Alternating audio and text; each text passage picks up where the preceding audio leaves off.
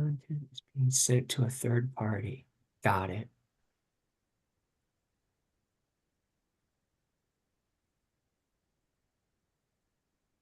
Good afternoon, everyone. Thank you for joining us.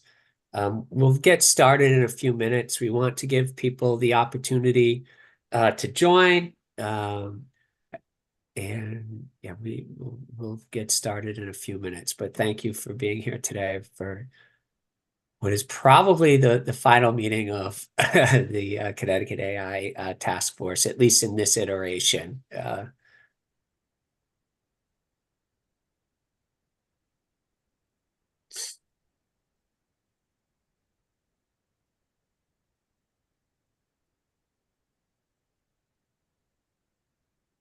Hey, Senator, how are you doing? Good, thanks. How are you, Nick? Good. All's quiet on the Connecticut Western Front? I'm checking out my window right now, sir. It looks good. Okay, good.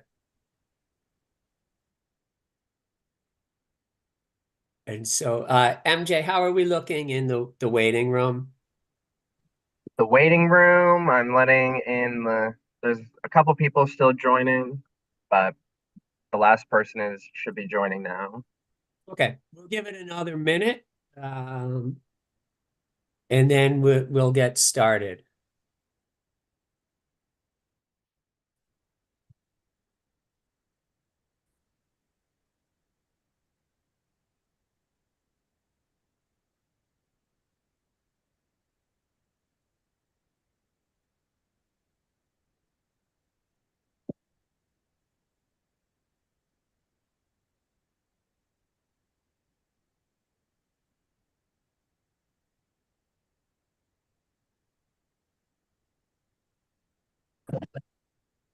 Okay. All right, MJ, how are we looking? Okay. George is the last one. I'm letting him in right now. Okay.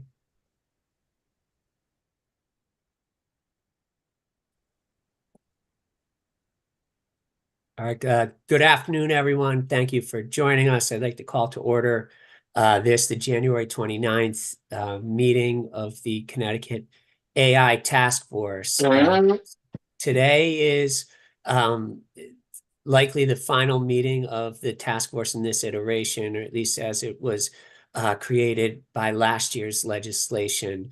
Our charge was to deliver a final report by February 1st. So we do expect to do that. Of course, likely part of the report will be to continue this work, as we know this is something we will be revisiting every year, and it's not something that we'll be able to finish this year. And the hope is to continue incorporating as many voices as possible into the state policy around AI. With that, I'll just see if my co-chair, Nick D'Onofrio, has anything to say. Well, Senator, number one, it's been a privilege and an honor to work with you. We're going to hear from a lot of other people as we put our thoughts together, but I think we'd be remiss if we didn't thank you for your leadership and your initiative. So much appreciated, not just in this committee, but the state will say that as well. So well done, Senator. Thank you. Thank you, Nick, and thank you for your expertise as well. It's been, as I say, a blessing to be able to get to know you. If it weren't for this, I don't know if our paths ever would have crossed. And I know I'm a better person for having met you and spoken with many of the people you've mentored. You've been kind enough to introduce me to, and I think the legislation will be better off for that. Also, thank you. I immensely enjoyed reading your book, and maybe we'll quote from it later on at some point in the meeting today. But I appreciate you sharing your time and your wisdom. With that, today's meeting, is the final meeting. We do expect to vote on some recommendations, and I just wanted to go through that. While we've had a number of people who have presented to us, a number of people who have spoken and contributed during all of the meetings leading up to now, and we do value your participation.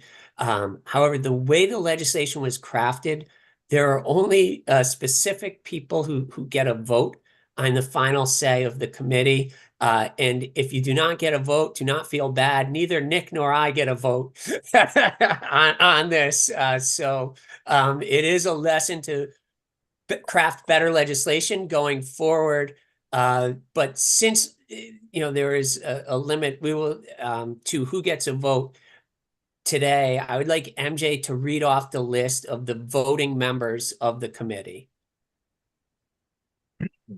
Yeah, so our voting members are George Mathenow, Vahid, Base it on, Jason yeah. Rotez, Chris Gilrain, Joe DeMarco, Matt Lenz, Christian Tronsko, Dr. Dave Ferrucci, and Dr. Jimbo Bai. Great. Thank you, MJ. So when it does come time to vote on any of the issues, we will do a roll call vote, I think is the best way to go through that. One thing I will say is that, this report, we do have to make a few modifications to the report that will be the final report. Of course, one of them will be including in whatever we do vote out as final recommendations. Two will be putting a table of contents in, as it is a 250-something page report. But then there are a few other items that I think are important to discuss. One is we will do a letter from Nick and myself to kind of an overview of what happened, and then our goals with working through the task force. But then also another important thing that was omitted when we sent this to you is our goal is to encourage trustworthy and responsible use of AI. And as part of that, I think disclosures are critical. And if you read the state policies and procedures, they talk about disclosures. And so there will be a disclosure added, which I had mentioned in the previous meeting, but we did not include in this draft, which is my omission. I hadn't sent that in time to have it included with what you have, but it will read that the transcriptions were created by using TurboScribe AI. We uploaded the YouTubes of the previous task force meetings to TurboScribe AI, and then we used the transcription of each speaker was uploaded to ChatGPT 4 with the prompt, please summarize in 5 paragraphs the following transcription of a presentation by presenter name, presenter, I guess, organization, as if you were writing an article for an academic journal. And then it was checked by MJ. So MJ did check those, but we didn't put that disclosure in the beginning, and that will be included in the final report. With that, the thought was that we would go through, we did disseminate what we believed as looking at the recommendations that we sent were the various, what we'd say, consensus items. And so what we'll do is we'll read through those consensus items, and then we can go through if there's anything we're missing. I believe we're missing one important thing that I forgot to ask MJ to include. So I would ask a voting member if they would like to make the motion to include that, and hopefully second that. And then we can also entertain motions to remove items if they are not indeed consensus from the report. Then we'll vote on the consensus before going into the other items that I thought it seemed that some people recommended and some had recommendations that may have been in opposition to those recommendations. So there wasn't a clear consensus. And then the goal will be to discuss those. So with that, the consensus items, one was exploring government use of AI. I think that is something that we will need to, as we move further into the legislation, probably develop a process for incorporating more feedback as we explore the government use of AI. And you did see in the policies and procedures, if you read the draft policies and procedures, they are looking at creating an AI lab and an AI advisory board with the goal of those of incorporating user feedback. So with anything, it's always the boots on the ground. So not just the supervisors, but the workers and anyone who has suggestions, citizens who are utilizing state services. So that is something we will look at as we explore the government use of AI and get recommendations likely for implementing those things in the future and creating a pathway to do so. Workforce development, creating a Connecticut Citizens AI Academy, which again, not creating, but curating online courses, making certain to include courses on responsible use of AI. Again, and that's something that we may look at, something that could be disseminated to all the responsible and ethical use of AI. Working with Charter Oak State College and our Connecticut State Colleges and Universities to create certificates and badges, and other institutions of higher higher education in the state to create certificates and badges related to the Online Citizens AI Academy, so that there's a pathway to either obtain college credits or at least to validate those skills for employers. Work with higher education to produce certificate programs related to AI. Skills for small businesses, and employee skills as well, so people can improve their individual skills. Work with higher ed and the State Department of Education to create professional development for teachers. Again, from the case report, I think they did an excellent job of pointing out how much our teachers are dealing with now as we come out of the pandemic and the mental health epidemic and other issues, and that it probably would not be wise to mandate anything on them, but rather to support and create tools so that they can help them with their teaching and making sure that we're helping the students to get the skills they need. Work with the workforce investment boards and other workforce agencies to incorporate AI training into workforce programs. So just making sure, especially as we retrain and reskill and upskill the unemployed, that we're giving them the opportunity and the skills that they need to succeed. Explore providing compute power to researchers and businesses. This is something, as Nick and I have traveled the state, that this comes up everywhere. It's that access to compute power. And this is something that I think we have to look at in a short term and long term, in that, we're seeing some states investing in building out high performance computing, but it may be some combination of buy and build to get there more quickly. And that's where Nick's expertise has been invaluable, in that, and his connections and advising on that. And then how do we incentivize and grow AI businesses in the state? Starting with healthcare, but again, double down on where we're strong. Where are we strong? Advanced manufacturing, especially defense manufacturing, and of course, finance. So looking at how we can provide those, as well as assist with all businesses with starting their digital transformation. Regulatory, I think that one of the first issues we want to look at are, what are the known knowns? What are the known harms and things that we've seen? Again, we have seen examples in other countries, and actually in New Hampshire this past weekend, of deep fakes being used in regards to elections. And so creating penalties and disclosures related to using AI generated content for elections. There are several states who have models that we can look at, but also more importantly, I feel, is the non-consensual intimate images. And we saw just this weekend the images that were spread of Taylor Swift, but we also have to look back in December in New Jersey. There were pornographic images sent around of high school girls that were generated by AI.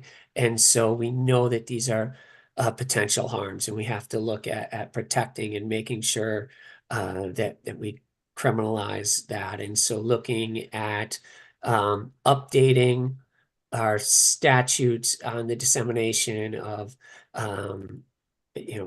without consent of images. So we do have legislation, model legislation to look at in regards to that. again, I think that continuing a task force, I think, as I said, and it may be a task force. We do have a recommendation, a task force and a permanent advisory committee. But the task force, if we do pass regulatory language to make sure we're aligning definitions, exploring something that we have down below, like a voluntary pledge to use AI to do good in our state. So I think we may want to explore that as part of the task force. And again, exploring ways to grow other AI businesses in Connecticut. And we spent a lot of time this year looking at healthcare, and I think we'll still need to look at that, but probably for the next year, focusing on finance and seeing what we can do to support. Requesting an expansion of the study by case to be done in conjunction with the CT higher education institutions to determine how we can further promote AI innovation in Connecticut. And I'm very thankful for the report that CASE did in a short amount of time. I think it was a great report with actionable items. The Permanent Advisory Committee, composed of representatives from industry, academia, and government,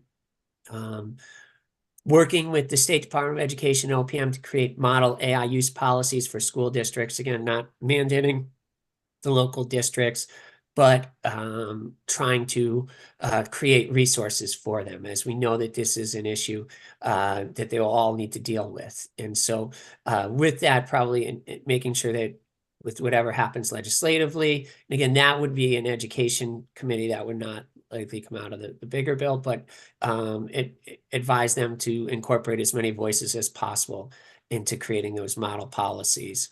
Exempting AI use for scientific research for the common good from any regulations. This is something that's part of the EU AI Act.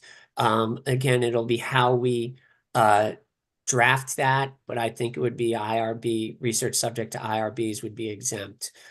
Because there's already a process for looking at that and protecting, protecting anyone who may fall under those experiments. So, exempting open source models, contingent upon transparency requirements. I'm reading through the EU AI Act. I know that they do exempt open source models, but they're also, one of the things is only if, looking at what are the requirements that you would have to do in order to be exempt from further. And this is something we can have Nick talk on later on, but as we move forward, a lot of the innovation will come from these smaller models that can be used. And so we want to, again, make sure we're trying to strive that balance between not hampering innovation, but making sure we're providing citizens the protections that they deserve.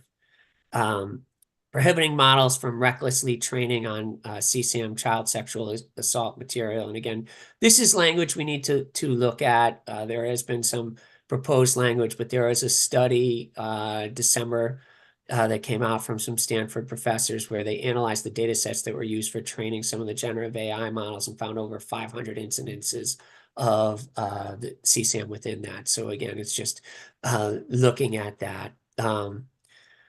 And then probably, I shouldn't say one of the most important, because I think a lot of these are important, but making sure we designate a single point of contact for AI businesses within DECD, and having, whether it falls into the chief innovation officer or someone else, as AI businesses come to Connecticut, that they have a place where they can call and go to who can connect them with all of the necessary players.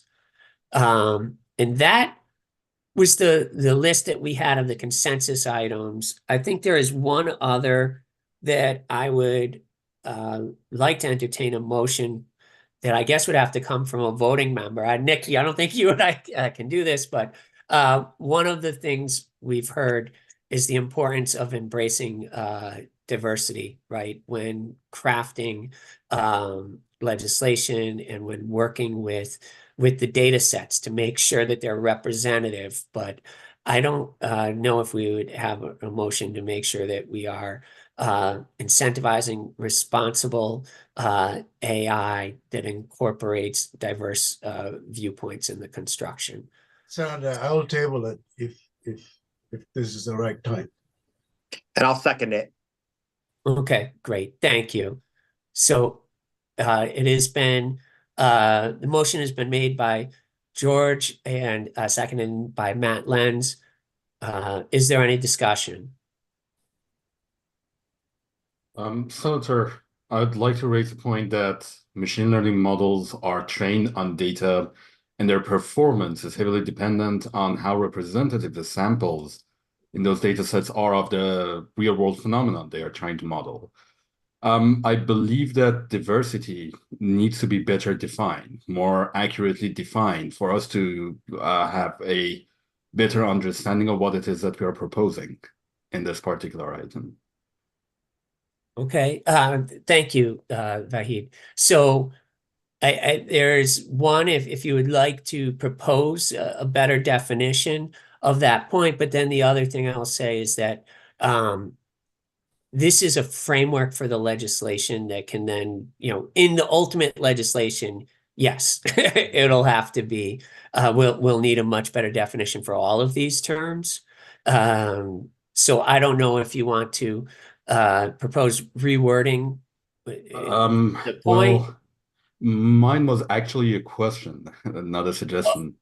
Oh, okay. Whether you are proposing the expansion of data sets so that they incorporate data that would not be typically visible or viable to collect via regular sampling mechanisms, or are you proposing a technical debiasing solution? Are you proposing to change the nature of the data set and the sampling process so that particular groups are better represented? Right. And my proposal would be looking more at the companies and the team that's working on designing, making sure that we're incorporating a diverse set of voices in the team, right? And it's understood that representative data sets are critical, right, for the specific functions and relative to the functions we're looking to train. But perhaps you're right, we should focus the wording of this point to incentivize and encouraging diverse voices within the workforce that is developing, or the developing team, and that I would be open to. I mean, I would be open to suggestions on how to more accurately phrase that. And if you don't have anything, Nick, I see. Oh, okay, George, and then Nick. I think Nick's hand was up earlier, so I'll let Nick say something first. Yeah, just a quick comment on the diversity issue. I agree that having the diverse perspectives at the beginning of the phase is incredibly important, but also when we're checking for the efficacy of these models and the reliability of these models, making sure that diversity is one aspect of it, but kind of a subset of that is the intersectionality of different demographics, and as we're Of the workers' comp proposal? Yeah. Yeah, I gotcha. If everyone would mute themselves, if you're not, Yeah. okay. So just making sure that there is when we're checking the validity of these models and efficacy of these models, that we are paying attention to not just the individual demographics also, but how they're interacting with each other and the intersectionality of those demographics on the output. Thanks. Thank you. Okay, George. I think Nick read my mind, so I have nothing to say. Thank you, Nick. Okay.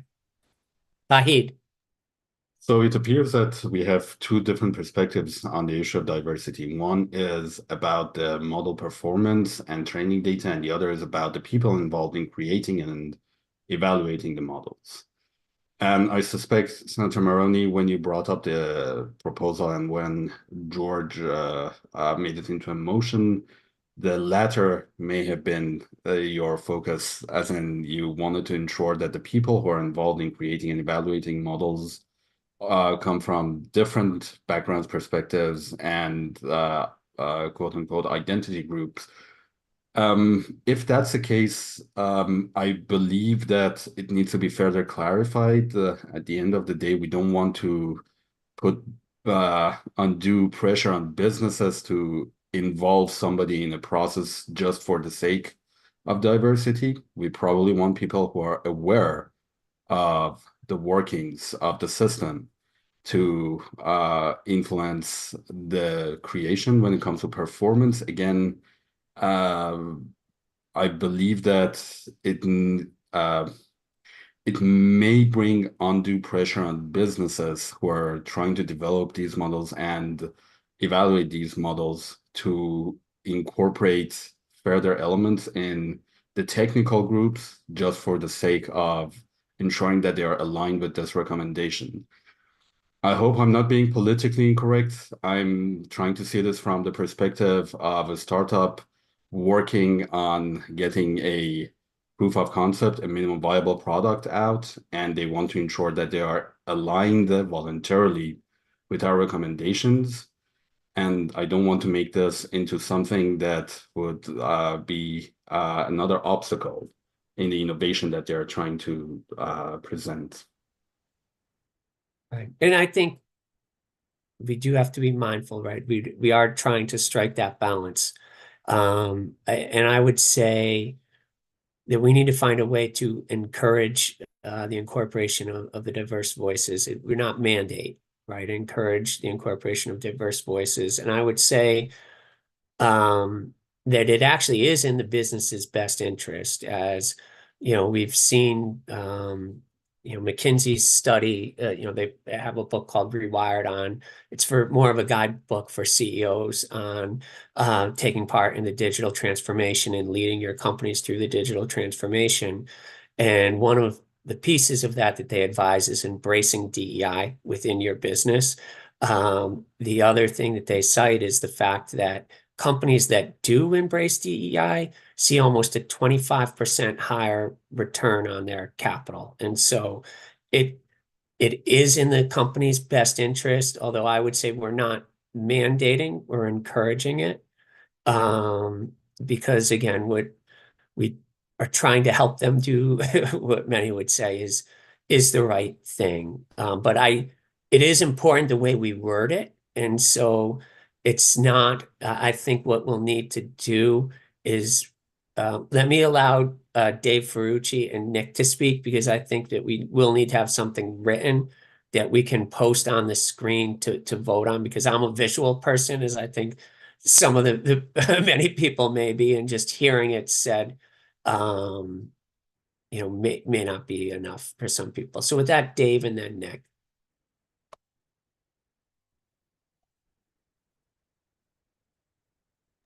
Dave, unmute. Dave Ferrucci.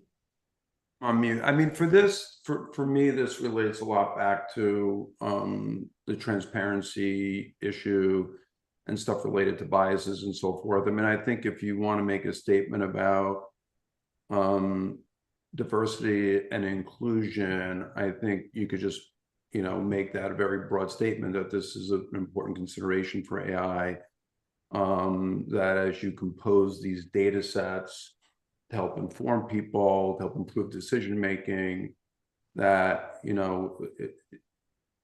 being open and transparent about how you are being inclusive, in the training data, I think can relatively be said very easily, honestly. How to measure that exactly is a different story. Right. But that you could say, look, I mean, like, it should be a balanced perspective coming in. Again, how you measure it can be tricky. It's a little bit different than bias, and I just want to point out that difference, because you can't really determine bias from the output. You actually have to look at the decision procedure. In data-driven systems, the bias will always be extrapolated. It'll always be amplified. So if I have bias in the prior data, my predictions will be biased. If now I generate bias predictions and they feed back and have a feedback loop, I will continue to amplify those biases. So what happens is you're forced into a situation where you really have to have a transparent decision procedure. Why are you making this decision? Let me follow that and analyze that decision procedure. Are you making do you have biased rules? Are you applying bias rules, or are you applying fair rules? And so that becomes a little bit tricky because a lot of this AI is almost entirely data driven. So I just want to separate the notion of saying that as you build AI systems, the training data is inclusive in the perspectives that it embodies, and everything that you said, Senator, is exactly right. There's huge advantages to that. Saying that a system can't be biased is a whole other problem. And not so easy to do, especially if you're dealing with data driven. And that's where it goes back to transparency. How are you making the decision?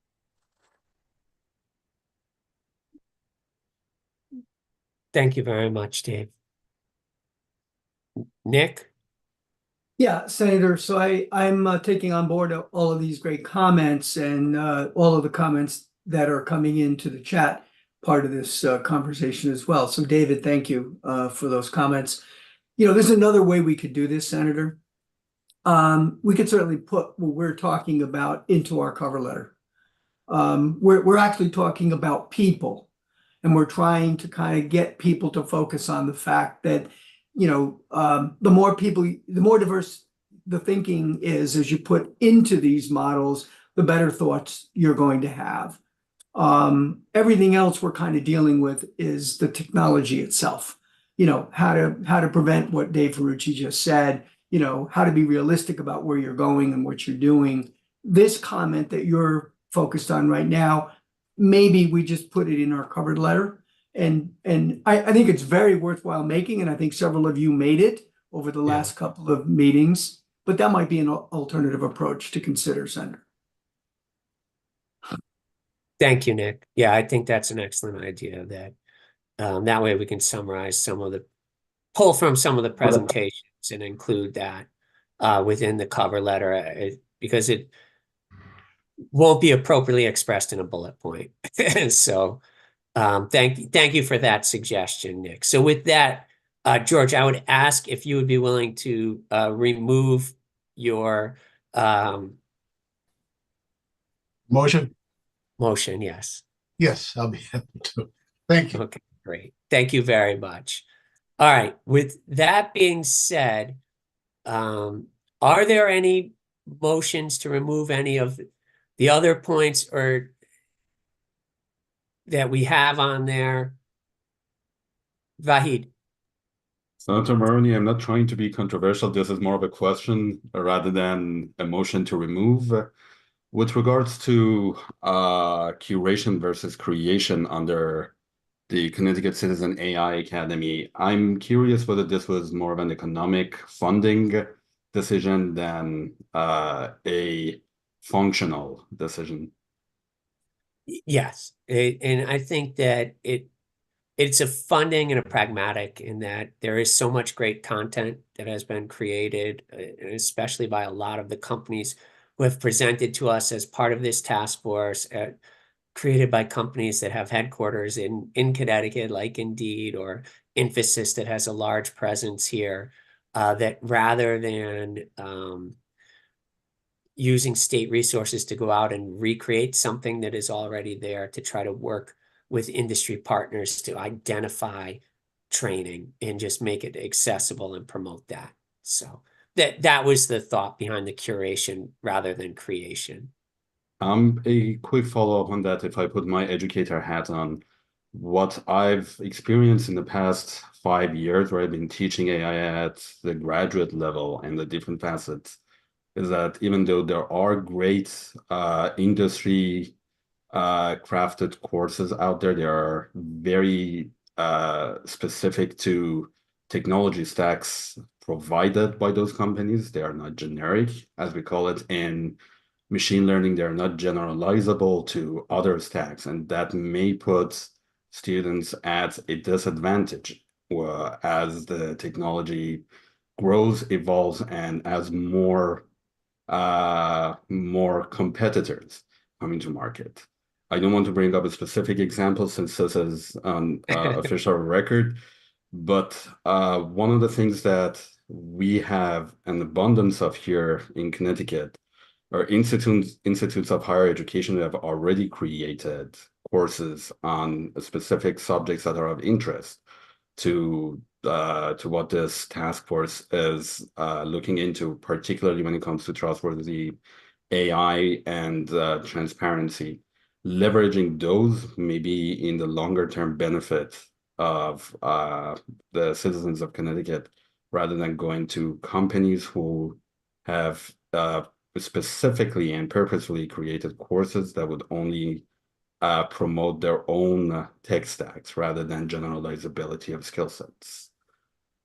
And that is a very fair point. I'm trying to reread.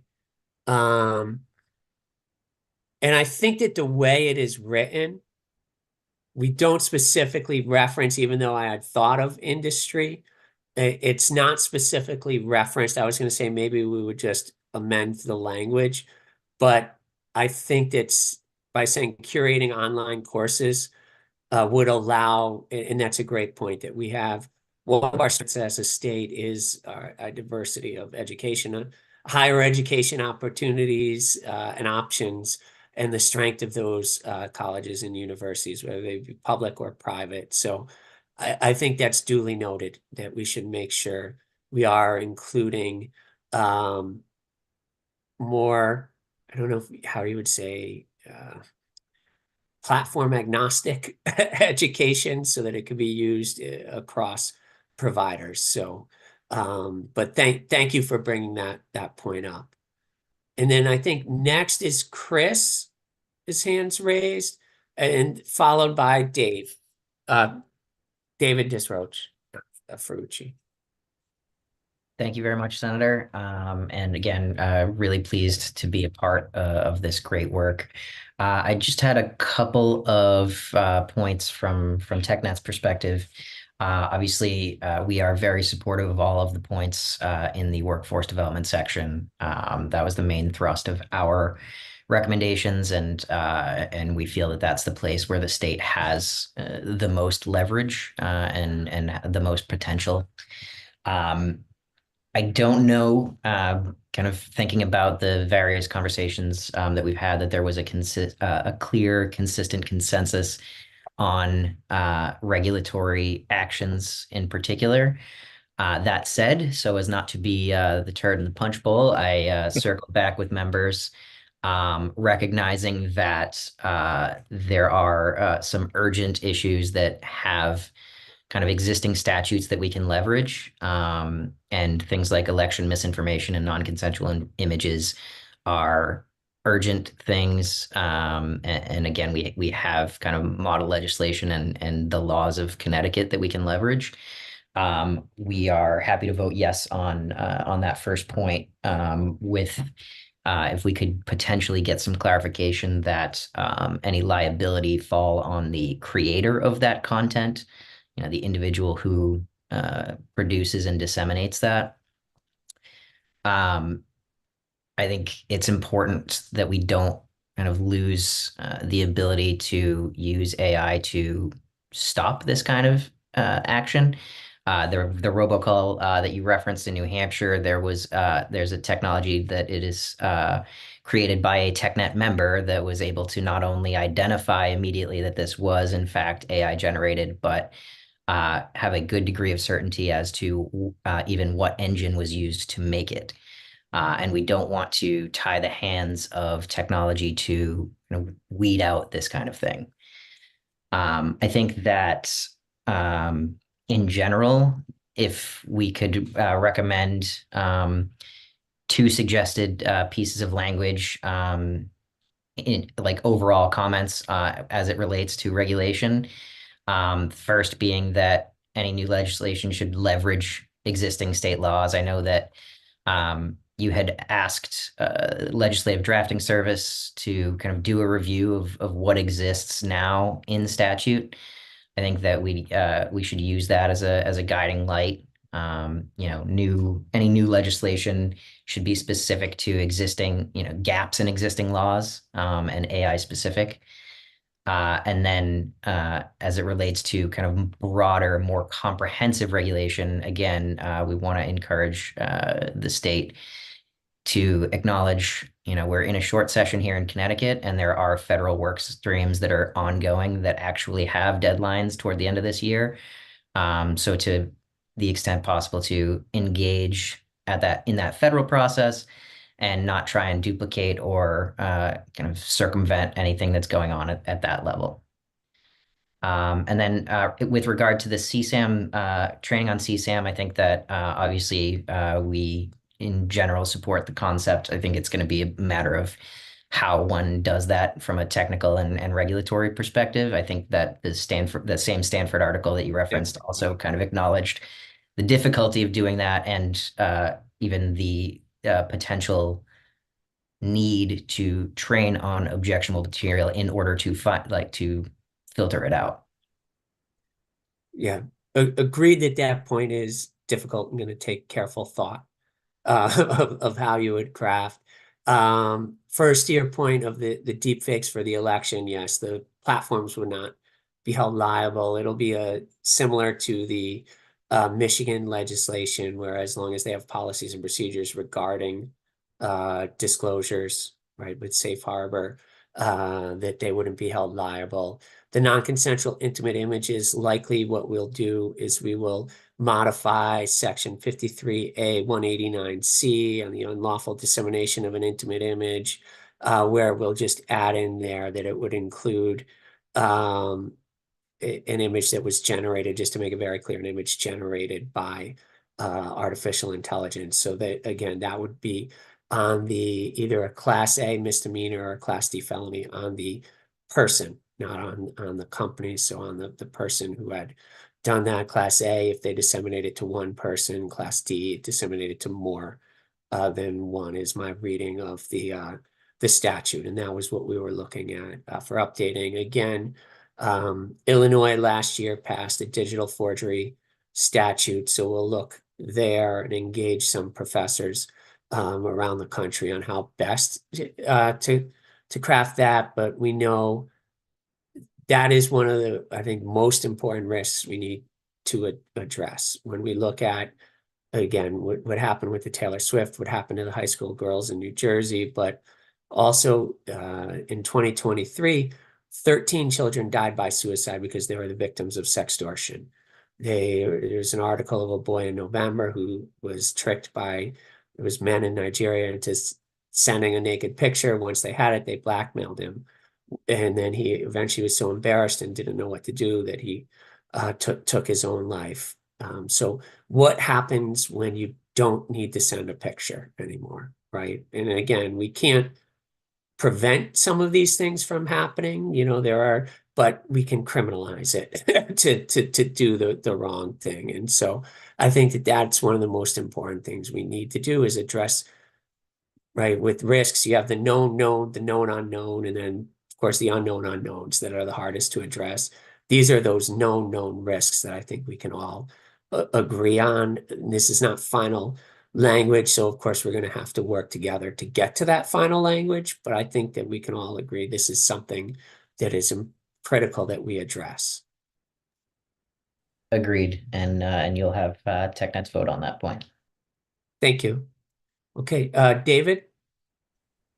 Yeah, I also just want to echo what everybody has said regarding just thanking you, Senator Maroney and Nick, and for putting together these great meetings with a lot of great speakers, and MJ as well for all the hard work he's done behind the scenes and sending out all these emails and doing all the organizing and putting together these documents. So thank you all for all this. I think this has been a very powerful learning experience for me. And I also just want to echo what Chris just mentioned regarding the utilization of AI to detect AI. It's not something we really have talked about too much, but to the extent that, we can encourage the development of systems to weed out, these nefarious uses of AI might be really beneficial for us. And just maybe a note to amend the deep fake a point underneath the regulatory consensus items to include robocalls, because I know that these voice detection software they're so advanced now. I mean, they can clone your voice within 3-second samples, and there was a story recently about a lawyer who was duped by a very complex series of calls from different AI voices, and it's just getting really, really advanced. So maybe just including that as something we want to take a look at. And just a couple of other quick points. Maybe also in amending the within the workforce development piece, that last point when we're talking about AI businesses, maybe including the insurance industry in that piece. And just to back up and kind of reinforce what something we've talked about a lot, this idea of transparency and all the different applications of transparency and at every different stage of AI deployment, being on the receiving end of it, developing it. I can't, express enough how important I think transparency is in this process. And also we've had that conversation. I think this is within the points on the additional items for discussion. If it's appropriate to talk about that now. When we're talking about forensic ability versus explainability, I firmly think that any use within the government, especially uses that directly impact residents of the state, where an AI system was involved in a decision that had a direct impact on a person, that process is immediately explained and made available to that person proactively, that person wouldn't have to file a request to get that information, but it would just be sent to them. Or conversely, just the organization or the agency that generated this report, that made this decision, would publish regular reports indicating every time that it used it, obviously redacting for privacy reasons. But if any time the government is using artificial intelligence to make decisions, I feel like that process should be explainable and transparent. Now, as far as figuring out how to apply that process to the industry, or to the private industry, that's a challenge. But at least from my perspective, in the looking for ways in which we can ensure that people are protected and that systems are transparent and explainable, I think that's a really important move forward. Yeah, and agreed that disclosures, right, are critical, I think, in building that trustworthy AI, and especially with what we control with government. I agree on the point with the voices, because it was the robocall by Biden. I'm wondering if that is already in some ways included with deepfakes, so we can just make it more explicit, deepfakes video or audio. And an excellent point on the detection, both by you and Chris, early on this year, when Beth Tsai presented to us from Google, she had said I think they were over 98% accurate on being able to detect synthetic audio, which then of course means if you can detect synthetic audio, you can detect the synthetic video if it's using the audio within it. So using AI for good, right, is important as well for detecting the AI and the bad actors. And also, we talk about bias, but AI can help detect bias as well as promote bias. So I think a lot of times we focus on the harms and forget to think of all of the positives that are going to come as a result. But thank you very much. Christian. Hi, Senator. I wanted to raise one additional point that came up a couple of meetings ago for consideration as one of the recommendations, because I thought there seemed to be quite a bit of consensus around it. One of the points that I had raised during the discussion was the importance of trying to align any Connecticut regulations to relevant global technical standards, including through sort of presumptions of conformity that provide a pathway for Connecticut businesses to comply with Connecticut law by implementing relevant technical standards that might relate to whatever the regulatory requirement is. Wanted to raise that because, particularly as we think about potential regulations at the state level, one of the concern all businesses will have is that, there are 50 states in the US, and then there are 160 countries outside of the US that are likely going to be implementing some form of AI regulation. To the extent we can be sort of rooting all of these regulations in a shared sort of understanding of key terminology and sort of how these practices can be engineered into systems, I think we're all better off. And so just wanted to throw that out for consideration to the group. Christian, that's an excellent point, I think, and that is something that had been discussed. And I know when you read the proposed frameworks by most of the companies, whether your company, Amazon or Google or any of the other proposed frameworks, it's think internationally, right? And make sure that we are aligning the regulations to the relevant global standards. So we can entertain that now, or we could do that as one of the points of discussion to add to the consensus items. I mean, I was entertaining motion, so if you'd like to move that we add that now, the importance of aligning any Connecticut regulations to relevant global technical standards. Importance of aligning. Second. Okay, so that was made, and I believe it was David Desroch who seconded it. Is there any discussion? Important.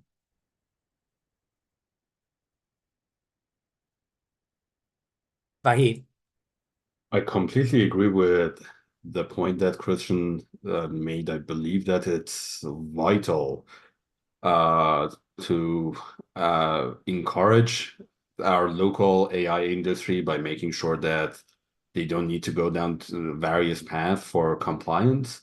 But at the same time, global regulations isn't as far as I know, as far as I can tell as a non-legal expert, it's not a uniform set of rules. There are contradictions at the federal level with the EU regulations. The EU regulations keep changing. Federal regulations are either non-existent or if existent, maybe in contradiction with local as well as international regulations.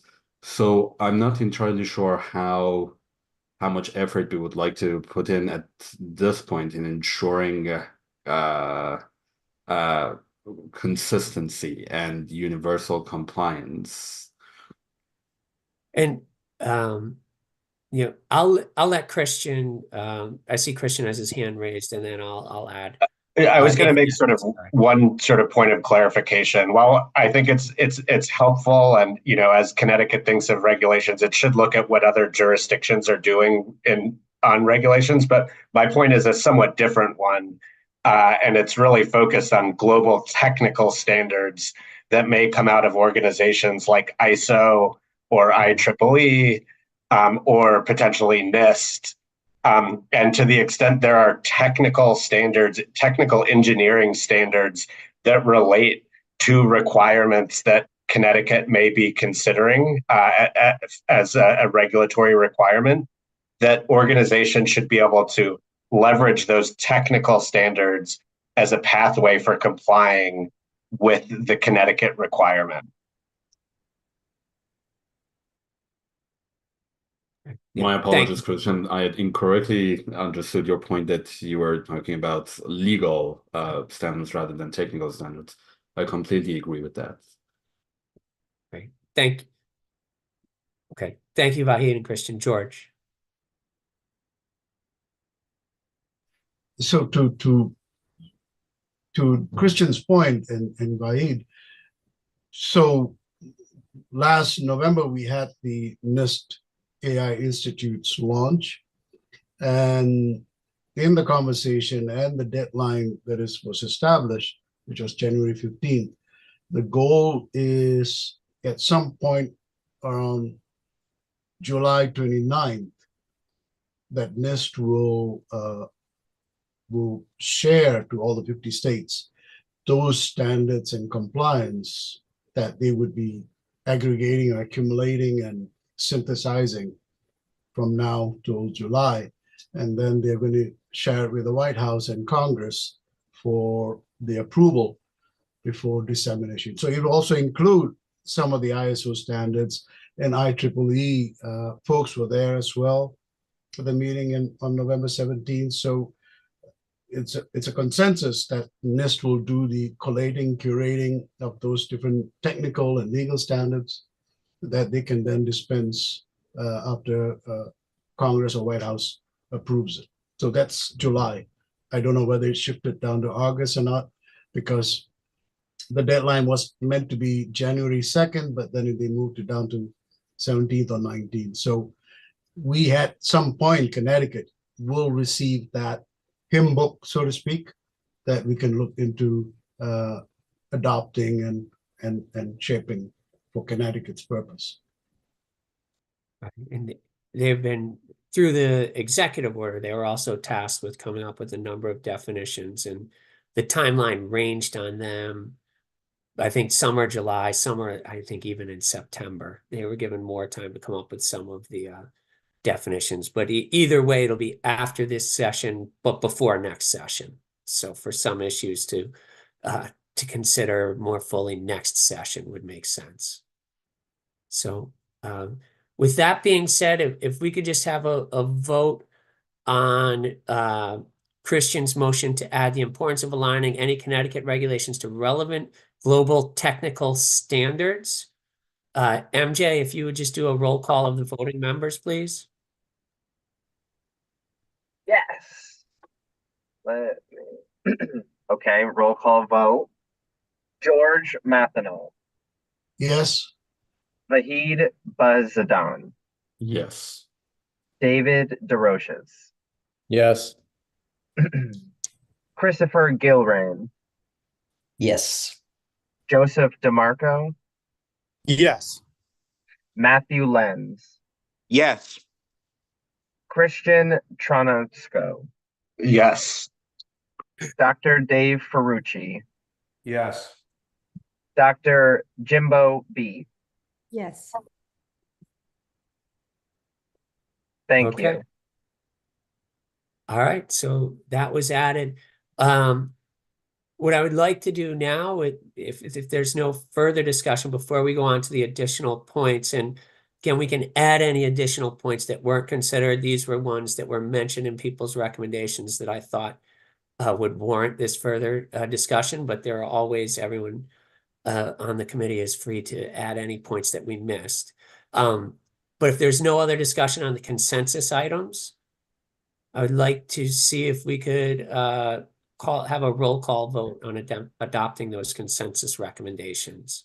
Sorry, Senator, would you mind? I do have language about leveraging existing state laws that I just dropped into the chat. I don't know if you want me to hold that to additional items or if we can discuss it as a potential addition to consensus.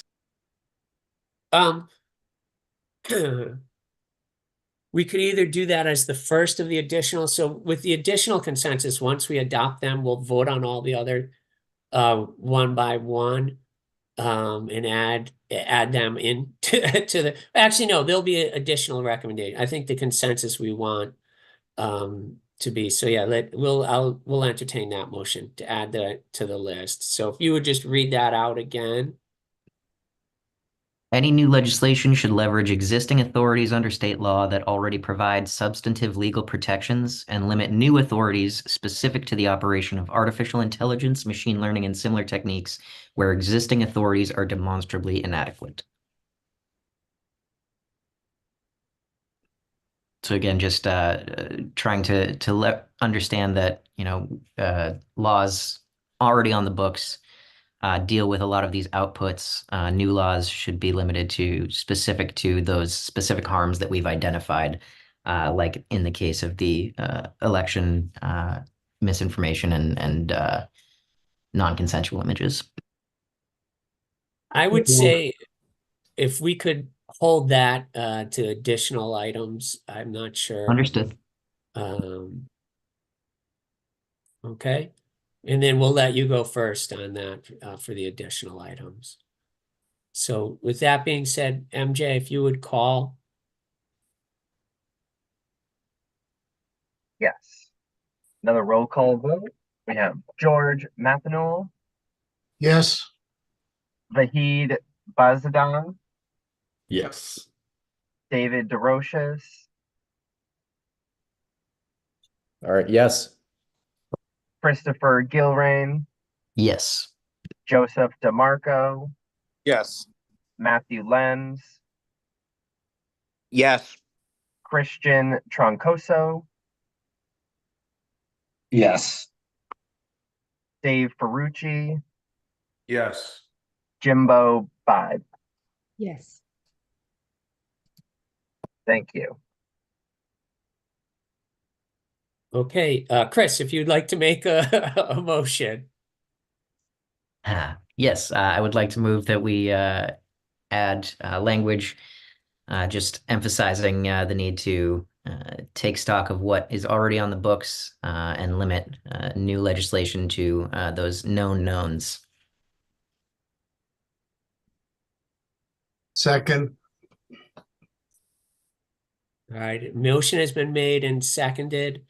Vahid, So I like the idea. I think the language, which wasn't supposed to be the focus of this discussion, needs a little bit of work. For instance, similar technologies with which metric of similarity is the automotive industry a similar technology.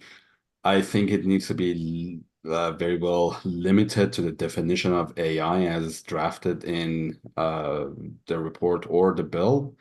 And also, I'm not entirely sure if demonstrability has a firm legal definition, and that I actually rely on Senator Maroney's comments. that I mean, right, we would have to define, I think, in statute. And I think to your point, I would say more of a bullet point than it would be than having something too specific to limiting it, especially to limiting it to only two known knowns, right? We have other risks that we know. There is, and I'll just point to one of the issues, like when we look at algorithmic discrimination, I considered, well, maybe if we're going to work within the existing legal frameworks, we have legislation that prohibits discrimination. So maybe then we just go to some of the issues that we're most concerned about. So in housing and in employment and some of the other areas of significant legal consequences that as we defined it in our previous data privacy bill, decisions that have significant legal consequences.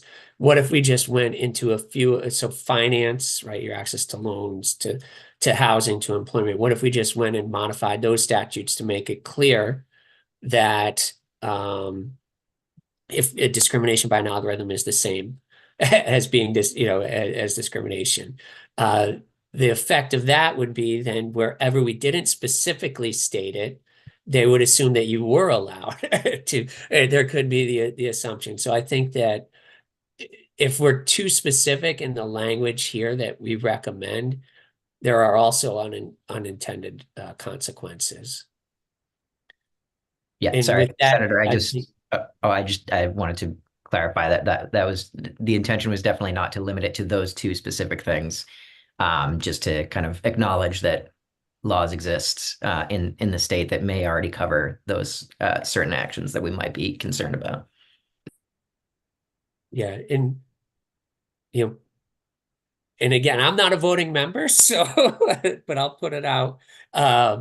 Where I would be more comfortable is saying to do the best to work within our existing framework, right, when we're dealing with these issues, because we do have a data privacy laws that, a lot of the AI is built on the data. We do have, arguably, we're already requiring impact assessments because we do look at profiling within our data privacy laws and given the right to opt out of profiling. So, but with that, I see Nick and then Dave Ferrucci. So Nick Smara, I guess I have to be more specific when I say Nick. We have a few on the Yeah. No, I just kind of want to echo or kind of jump off what was just said with it. I think, in terms of the language that was proposed, my concern is that implementing that type of mentality might always put us behind the 8 ball in addressing some of these situations that come up. I mean, I definitely understand the desire to kind of use the existing laws for applying them on a more general basis. But I think another approach to that, and this was something I was thinking of when in my recommendations for the model cars, when I was thinking about how to define a high impact system or high impact situation would be something, being able to look at those existing laws and see where, regulations are already in place and what types of regulations are already in place. So that would obviously cover things like Title VII workplace, Title IX education, all those different facets, and using that as a jump off point to look at how AI impacts that, but not saying just because this law covers something already or covers something in broad strokes. I think that will leave us vulnerable to, like we said, those unknowns. So just a quick, follow up with what everyone else said. Thanks, Nick. Dave. Yeah, so mine's more of a question. Like when I read what Chris wrote, I agree with it. I just don't really. I guess my question for the group and people who know more than me about this is that this feels like boilerplate. It feels like common sense. That this feels like a statement about efficiency, doing things more efficiently. Obviously, if there's laws and authorities that will apply, you would want to reuse them. You wouldn't want to necessarily create things. Is that the type of thing we would include? If that's true, is that the type of thing we would bother to include or not? And I'm not an expert at that, so I don't know. So I'm asking that I'm just wondering how folks think about that.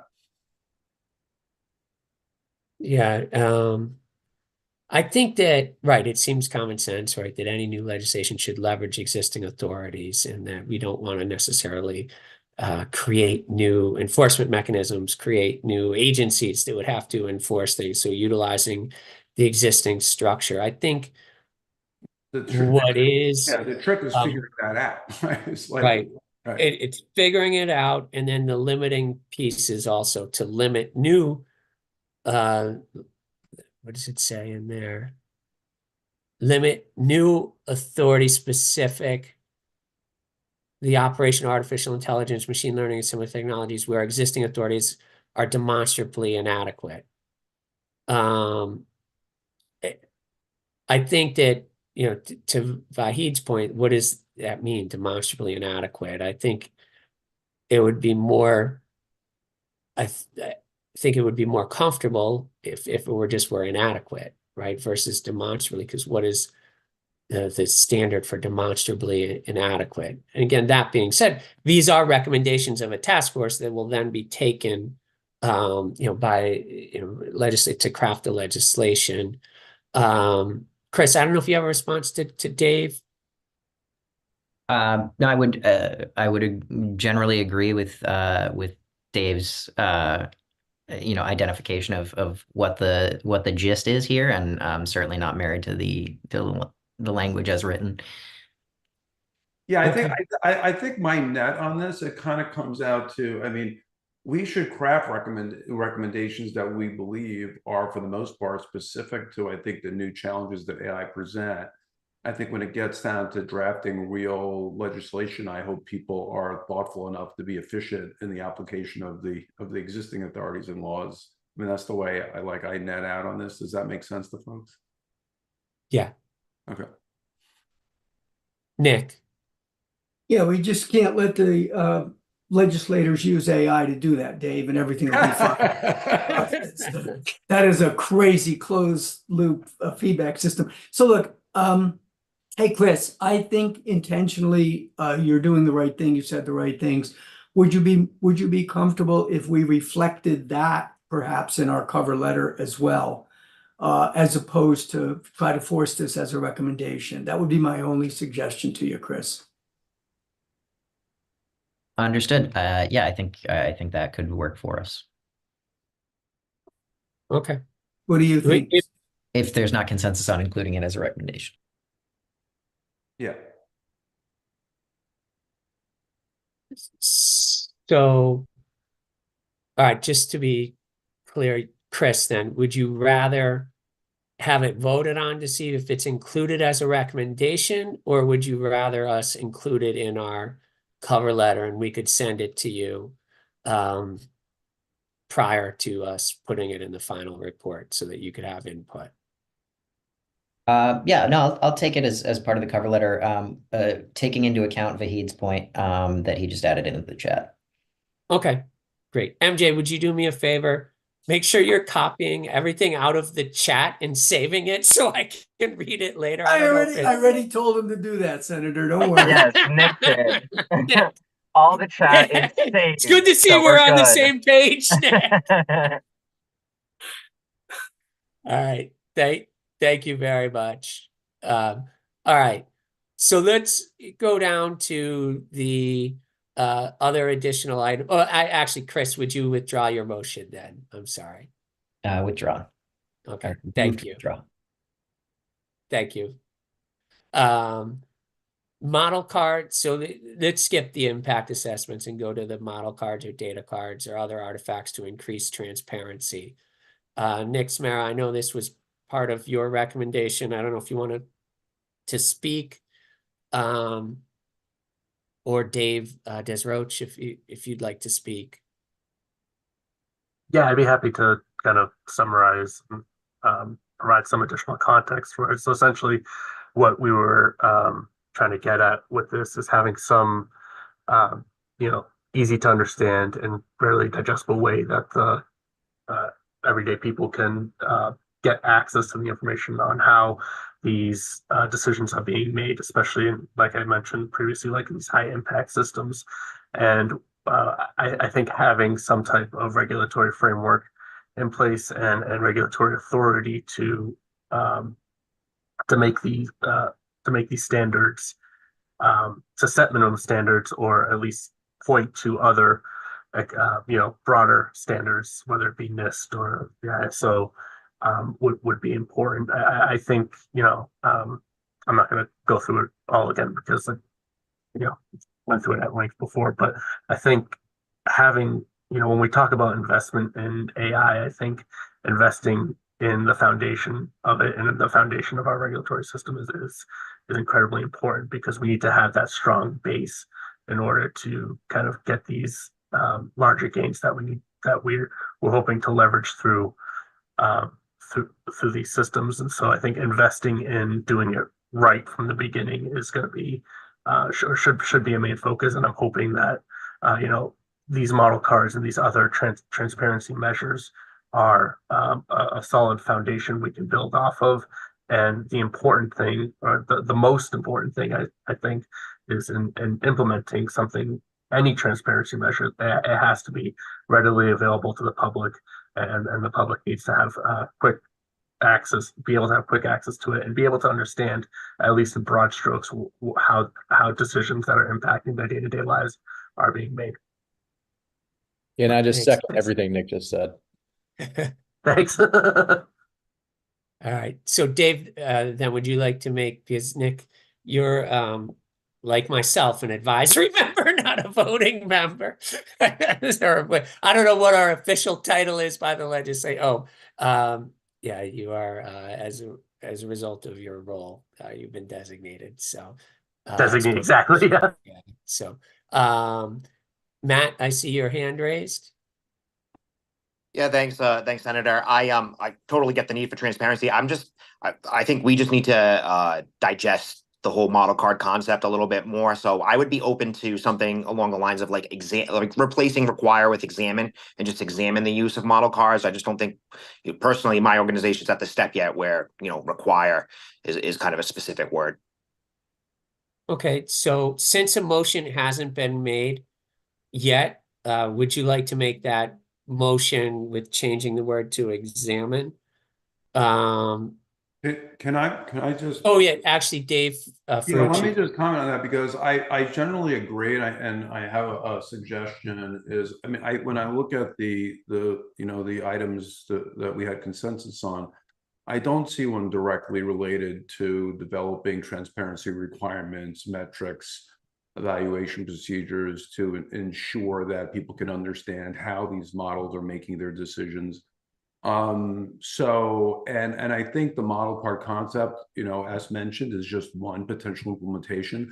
And we could just raise the level of this and say, look, we definitely want to make a recommendation to develop, or the transparency requirements and metrics to ensure blah blah blah, whatever. And that I would be 100% in favor for. I think it hits it at the right level. And so thank you. Let's tease this out a little more. So would you like to say to develop transparency requirements and metrics? Metrics and procedures for, for ensuring that, models' decisions are traceable.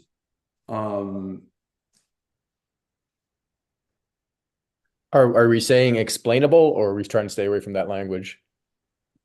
We could use, explainable is loaded. I mean, you could use explainable. I mean, I'm okay with that. I mean, ultimately people have to, maybe that's a better word. I mean, people have to ultimately understand how it's coming about, its recommendation or decision.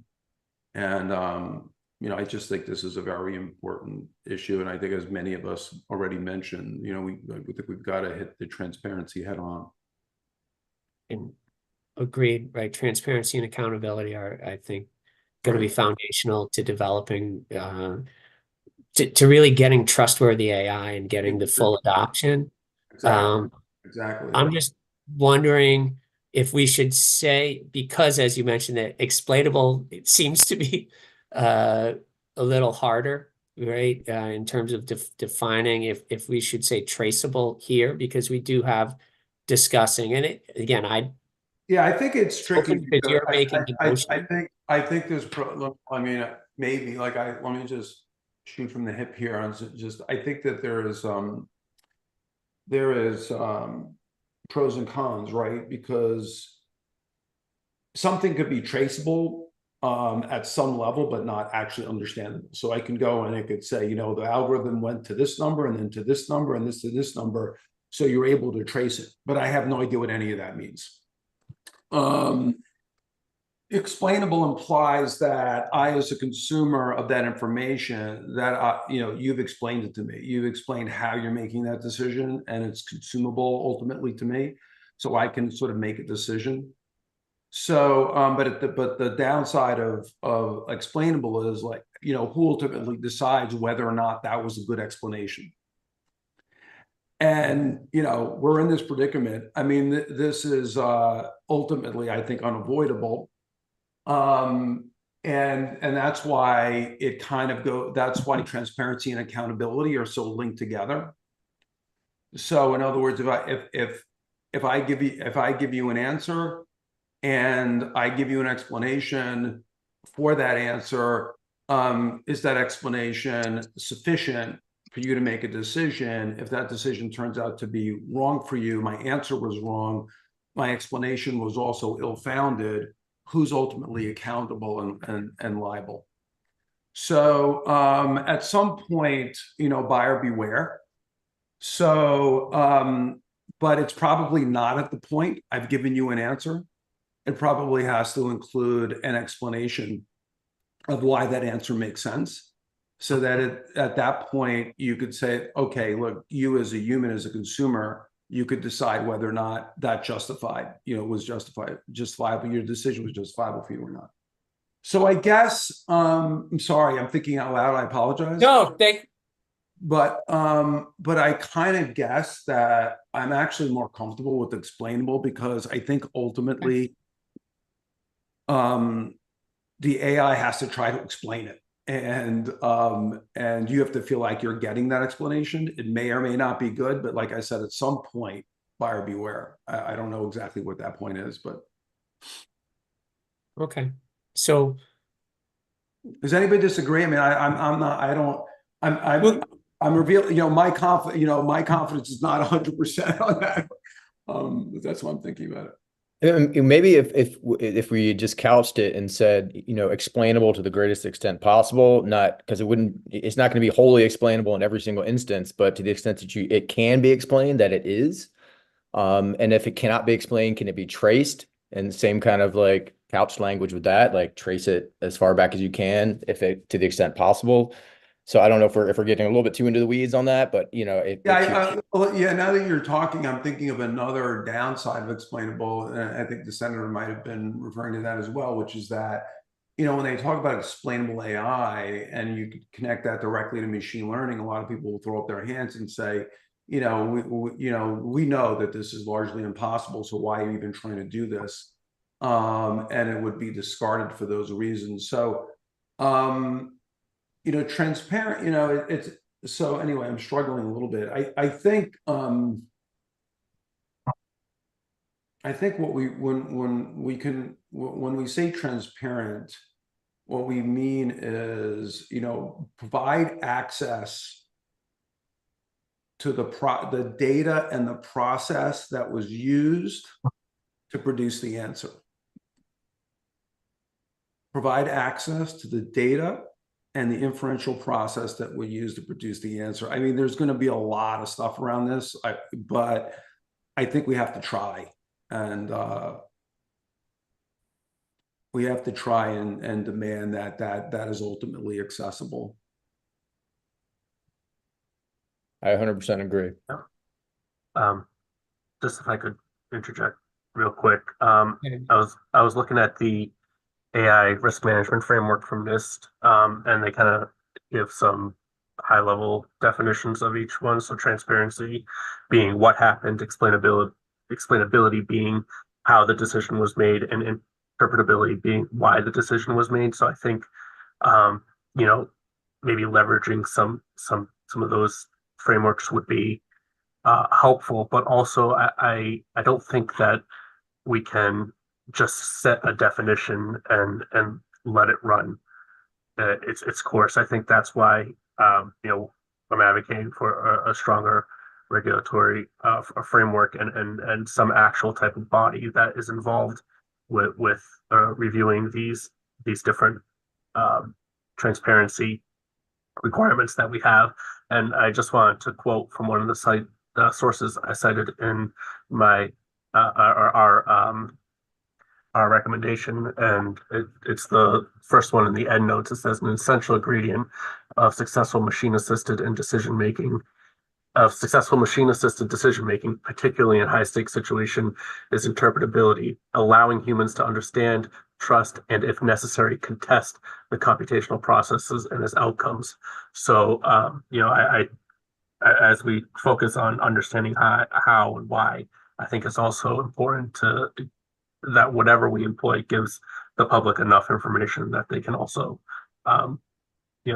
challenge and say, hey, this didn't come out properly, or this isn't entirely accurate as to why, how the model went from A to B to C. So I just, that kind of quote stuck with me in terms of needing a larger system. I'm not sure I understand the difference between the how and the why there, but let me just table that for a minute. I think there's the reality that particularly LLMs and the way they're designed, they'll always be able to answer, the how and the why. I mean, they'll make it up. I mean, they'll put words together that are, that linguistically consistent with the question. So I think that, how did you make this decision, or why did you make I mean, we do this all the time at Elemental Cognition, and this is kind of where they sort of break apart. They're very confident in bad reasoning all the time, because they're formulating linguistic constructs. So anyway, I'm just thinking, right? I mean, because then you say, well, and if you go deeper than that, and you say, how did you come up to that answer? A fair answer from an LLM is also, this is the most consistent language used in the training data. And is that an adequate explanation? And the answer is no, it's not an adequate explanation. It's telling you how it did it. It's accurate, but it's not an adequate thing to back up the answer. I think this is so interconnected to a bunch of different things, and I don't want to overcomplicate it. So let me just say a bunch of things, and then we'll go back and try to simplify. So it's definitely related to accountability, definitely related to trust, definitely related to explainability. It's also related to education. Because even if we take LLMs out of the equation and we just think about humans interacting with humans and trusting what other humans say, ultimately we are responsible for adjudicating the advice that we're given and for making certain decisions. So So like, and you can't ultimately escape that, and that's why we have to educate people about using AI. I think in the end, we still have to vote. I think it's still important for us to recommend that transparency is an important part of this. And perhaps the easiest way to say that is, you have to get, system should to provide users access to the data and processes they've used to produce their results. So when I think about Elemental Cognition's customers who are very, very concerned about this, it's always about give me the original sources so I can trace it back to an accountable human and show me the decision logic used to get from one inference, as you said, Nick, how did you get from A to B to C? And we provide the decision logic used to do that. But that's a very demanding thing. And nonetheless, you still have to, as humans, still have to decide whether or not that's makes sense to them. So I think the idea is the transparency is you should be able to provide me the data that you used to make this decision and the process you used to draw these inferences. And if an LM comes back and says the process is that I found the most statistically likely set of next words, then you as a consumer have to say, you know what, that's not good enough for me. I've got to go somewhere else. Okay.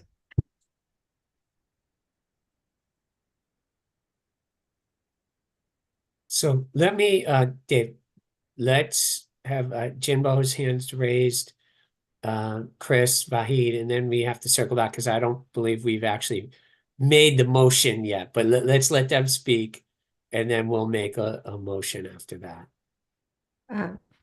Yeah.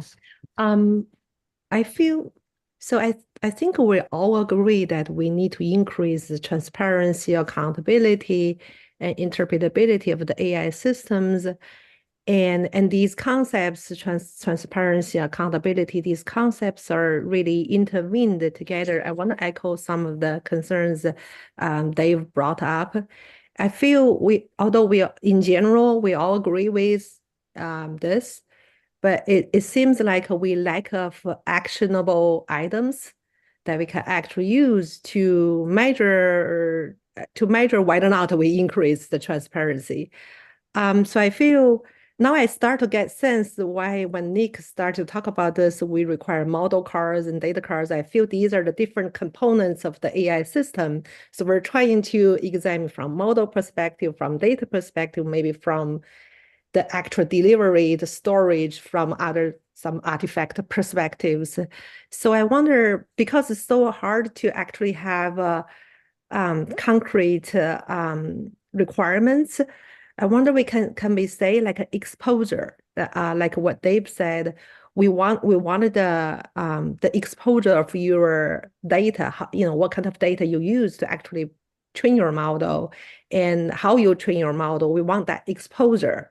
So I don't know, the exposure will be enough for users to actually understand what is going on, but the exposure, I think we should have some kind of requirement for them to be willing to tell us what kind of data they use to train their model. For example, I don't know if OpenAI would actually give us the data they actually use to train GPT, but some level of data model exposure will be at least the first step, I guess, to increase the transparency or accountability or interpretability. And from the technical perspective, I think for some of the very complicated models, large language models, it will be very difficult, at least at this moment, at this technical moment, it's difficult to actually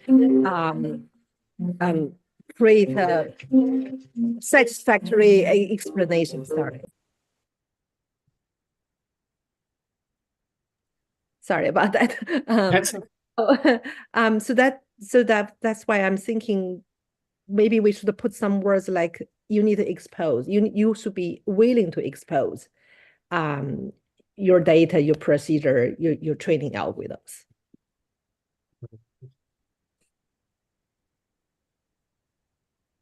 I think one of the issues with the legislation is willing to expose that to whom? Is it just the enforcer? So would it be, within our data privacy laws, there are certain things that the Attorney General can request from companies that doesn't waive their confidentiality requirement or require them, or do you do a disclose, without requiring someone to disclose trade secrets? That's the other. And again, that would be more in the legislative language than we would need to get to here, other than maybe we'd say reasonably or some other qualifying word. But let me see.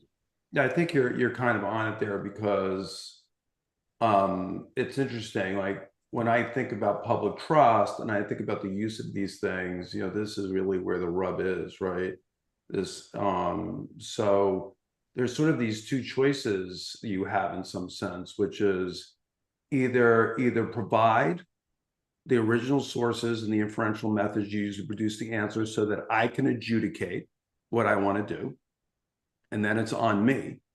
But if you don't provide that, are you willing to take the liability for that, response, sending me sideways? So, I mean, anyway, so I mean, we don't have to answer that question, but I think our recommendation is to ensure the public trust by requiring some sort of, transparency. We could suggest, we should develop transparency requirement. I wrote down in the chat, we should develop, transparency requirements, metrics, and processes for ensuring models can reveal the original data, sources, inferential processes they use to generate a response. And it doesn't say that the consumer needs to get that data, but that is ultimate, that the model should be able to reveal it. And I think when you dig in, you exactly what you were saying, Senator, it's like at what point and reveal it to who. But then you have to think, if that's not possible, then what happens? Where does the liability go? So a recommendation should, might also say, consider where the accountability, where the liability is for the responses, particularly if it cannot reveal the original data sources and the inferential methods. Thanks. Excellent points. Chris, and then Vahid. Thanks. Thanks, Senator. Yeah, I think I recognize that there is not an actual motion on the table here yet, but I think just from TechNet's perspective, issues of explainability and transparency, that's the kind of thing that is ongoing at the federal and international level, and the kind of thing where we would be concerned about Connecticut getting out ahead of these ongoing processes and developing something that could turn into a patchwork or just put the state out of step. I think we might be able to get around. I think maybe Matt had suggested, explore the use of different artifacts. But to the extent that we're talking about recommending regulation or requirement, again, recognizing that this is a recommendation for 2024 legislation, that's probably not something that we could get behind. Great. So thank you. So we could say then explore developing transparency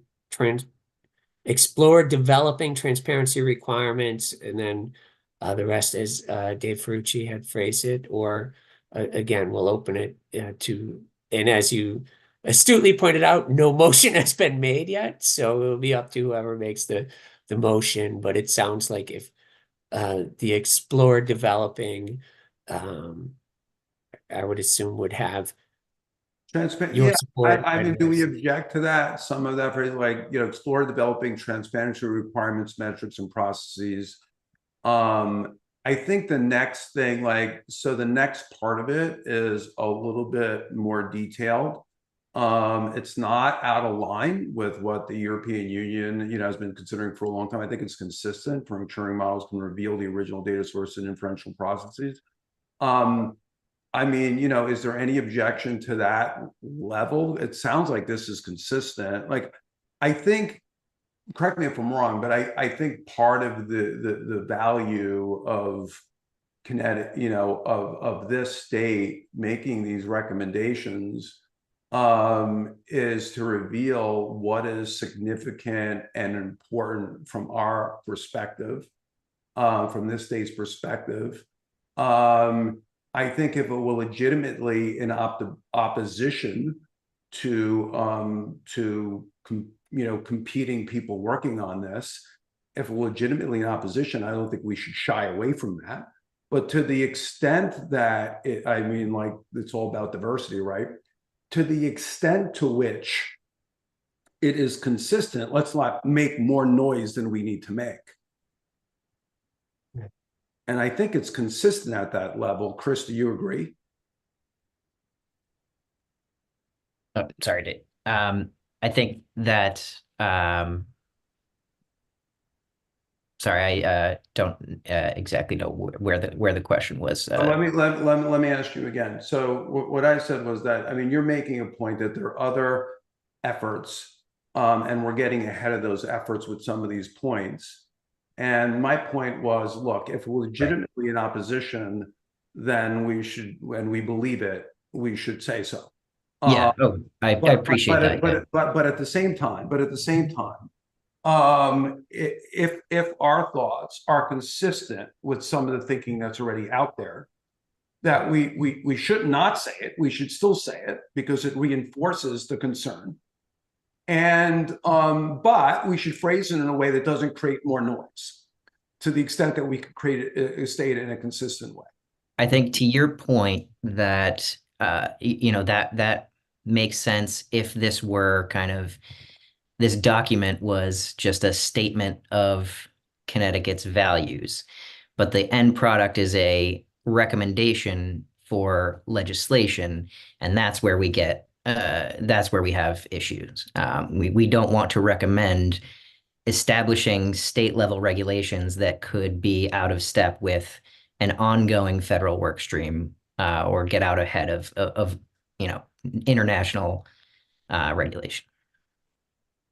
And so I guess to both your points, to Dave's point, the EU is definitely looking at the model cards in these. I haven't finished reading the draft language, which my understanding is will be voted on in February by the first level. So it's to say having transparency requirements would not be out of whack with international requirements. To Chris's point, I think because Connecticut, we were somewhat of an early mover with passing our bill last year. Our task force is being looked at, I would assume, by other states potentially, since many other states are looking at creating their task forces this year to look into next year. So understood that we do want to be thoughtful in what we put out as it may be adopted, but we also do want to signal where we may be going. I think, Dave, to your point, that points that are worth looking at and debating. You know, with both those being said, I think explore developing would give us to signal where we're going, but give us the time to stay. To see what is happening. Yep, I think so. And I think, and we could even make it even less specific with ensuring models can reveal original data sources and processes. We could say, look, explore developing a transparency requirements, metrics, and processes, and leave it. And that, I mean, it's a little bit neutered, but we could leave it at that. Okay. Transparency. Okay. Do we want? I may ask. Go ahead. Yeah. Fahid, would you like to speak first, and then Dave, if you would make that motion, I guess. Sure. I would like to say that I'm generally in agreement with the comments that Dave and Jimbo have made. I'm in particularly in favor of Dave's proposal. I just want to add that besides the fact that we want to broaden the scope or lesser specify the technique required for the exposure of information, we would also like to emphasize on the fact that the information required for making decisions or deductions about the decision-making process should be stored and stored in a way that is, again, apologies for promoting the next point, in a way that's forensicable.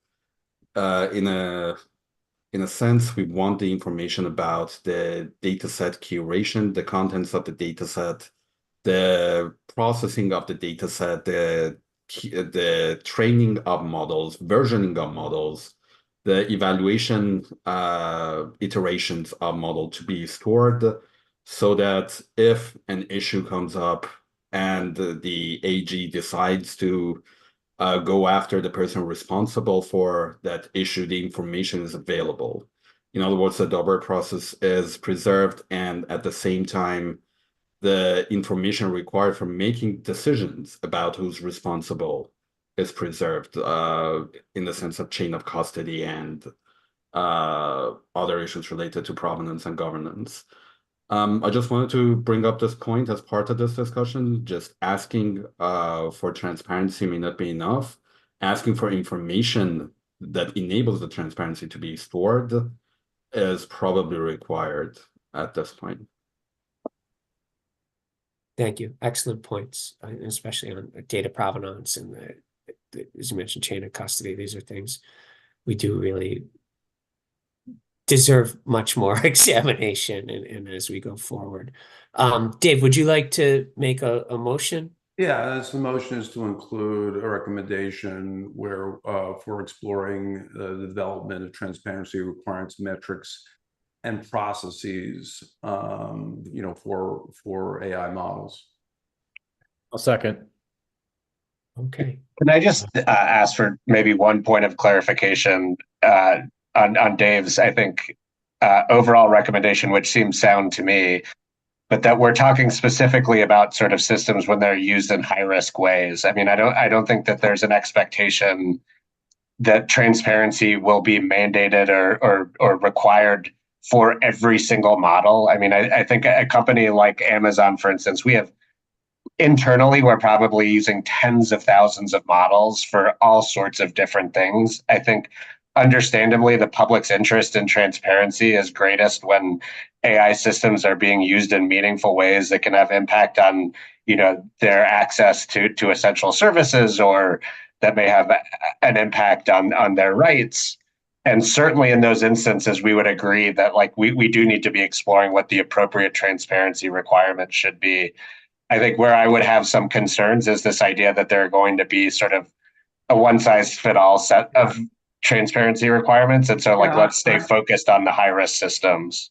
Yeah, I actually 100% agree with that. I mean, I think just to put a fine point on it, there are many applications of AI, especially ML or systems that extrapolate from prior data to make predictions for operations or for aggregate decisions or trading decisions, things like that are ultimately inexplicable. They're complex, multidimensional models. No one can understand what's going on, but nobody cares because they're right 75% of the time, and that makes you money, or saves you money, whatever.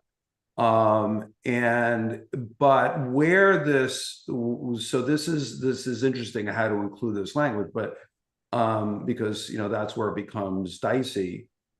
But the concrete use case I have in mind is where you have this asymmetrical risk, right? Where now you're not talking about an aggregate number. You're not talking about an aggregate prediction where the net is a positive, either revenue generation or cost savings, but it's about an individual decision where that decision has, dramatic impact on that person. So, is it a high risk? Is it where we're reaching out to the public? Is how do you characterize where this applies? So I think if we're a little bit loose with the language, and we say explore the importance of transparency and methods for its well, let me just write down what I think, because I think you have to say something like that, because I think that's, we run into that in business all the time.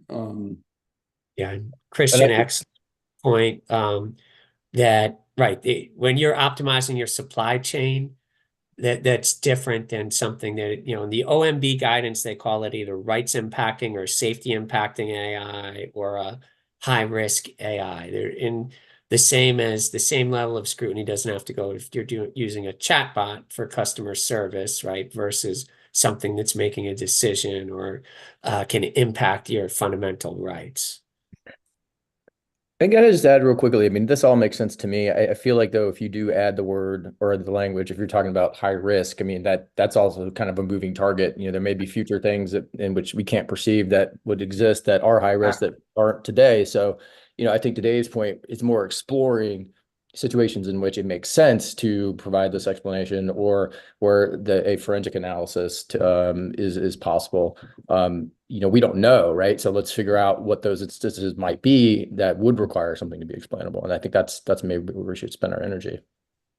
Yeah, so I wrote it as explore the importance of transparency for different applications and the requirements, metrics, and processes for ensuring transparency in those cases.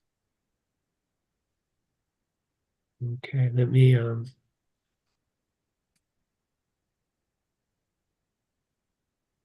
because I've aged up a font size and the font in my chat is not the same as the one where I copy and paste it into a doc.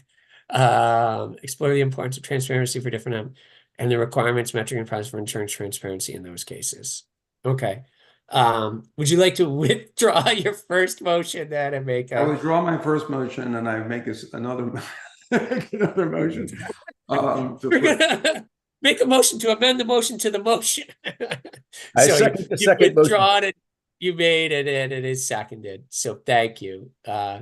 With that, Christian, Matt, and Chris, do you feel that that's a little more?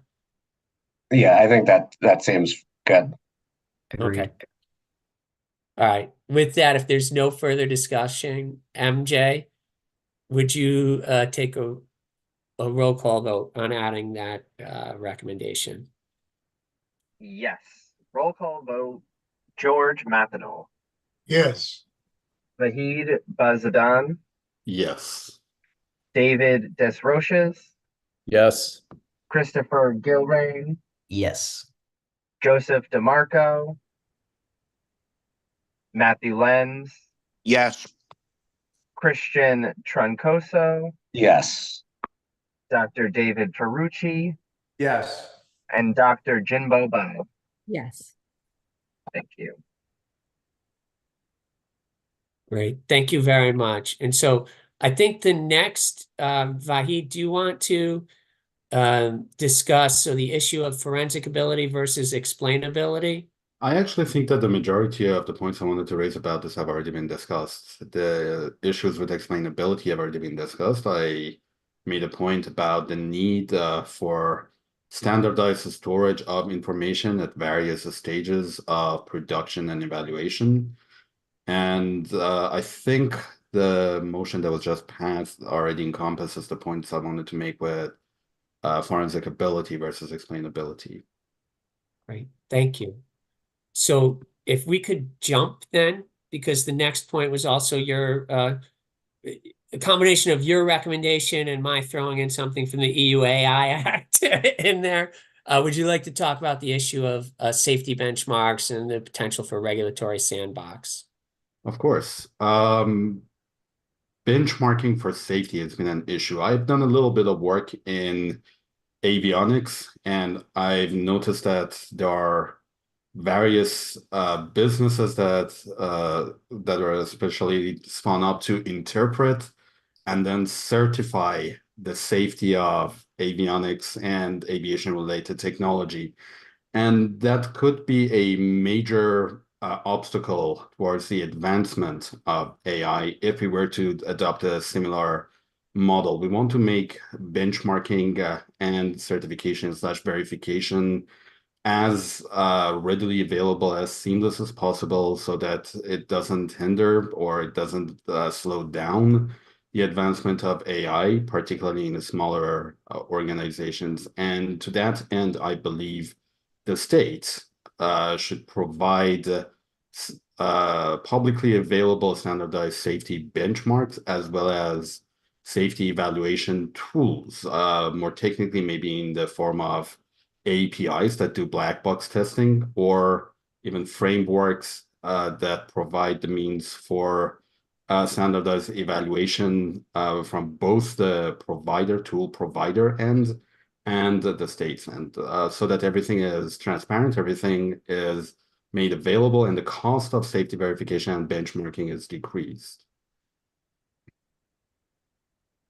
Okay. Help me understand a little more in terms of developing those benchmarks, and then as well as, the APIs and the black boxes. So I guess my concern is, obviously within our state universities, I would assume we would have professors, or within the private universities who can assist us. Is that a skill that we would possess within state government? And is there a way to source that from the academia and the industries that are located within Connecticut? Definitely, yes. And I'm not just saying that because my lab can provide this sort of issues. I know that UConn, Yale, and a few other institutions here in Connecticut have their own AI safety and security research labs that work on similar issues. But to put it more in context, let's say a safety and ethics verification framework is required for recruitment apps, applications or models that go over resumes and then rank applicants. For that, the benchmarks would include data sets of edge cases, data sets of samples, specifically crafted for measuring bias towards or against protected identities, as well as robustness, as well as accessibility and availability, and sustainability in terms of shift in what we call the distribution of data. And instead of leaving it to third-party companies to curate that data set, the state should provide that data set, or ask a third party with no conflict of interest to provide that data set to the contractors or to the entities under safety investigation. That's an example, a use case of what I'm proposing here. Okay. Can you hold 1 second? Is Mark Raymond on? Yes, I am. Mark, can you talk a little bit about, within the state's policies and procedures? I think one of the issues was creating an AI, was it an AI safety lab or AI lab for state? An AI enablement lab, yeah. And within the AI enablement lab, do you envision something similar to what Vahida just mentioned, right? Creating ability, since as part of the policies and procedures, we require testing, right, before putting in effect. So, and again, this is, I think, Vahid, we would probably have to, if we do put something in here, say explore, because we obviously can't determine that right now. So I hate to put you on the spot, Mark, but can you discuss a little bit about that AI enablement lab, and then as well as the regulatory, I think, committee that you is proposed as part?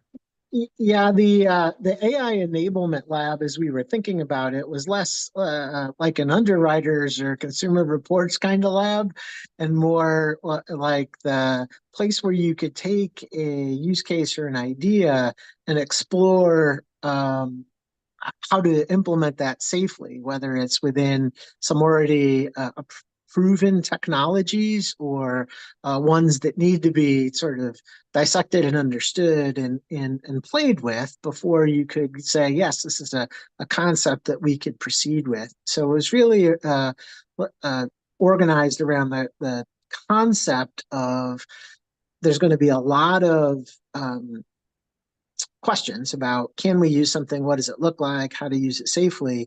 And we needed a place and a set of people to help explore that. We thought about the topic of, is this the place where all of the testing is done?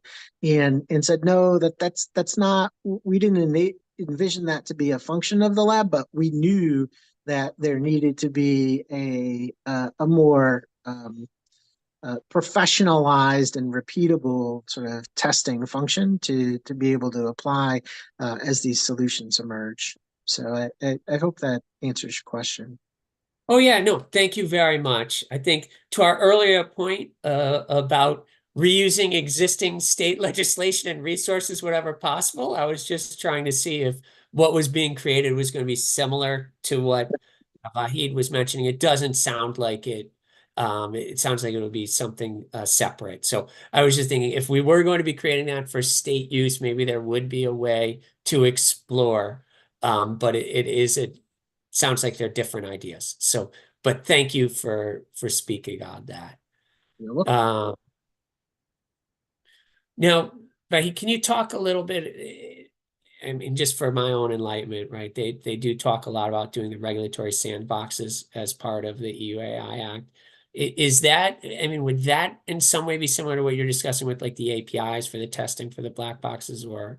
Somewhat similar, except we are also under the proposed system, we would also provide the metrics and the evaluation methodologies that the government is going to use to evaluate tools that are developed by the AI industry. In other words, we are enabling the model developers, the AI developers, to test their tools before they bring it forward and know where they stand before they submit it for the final verification and certification, either by the government or a third-party entity.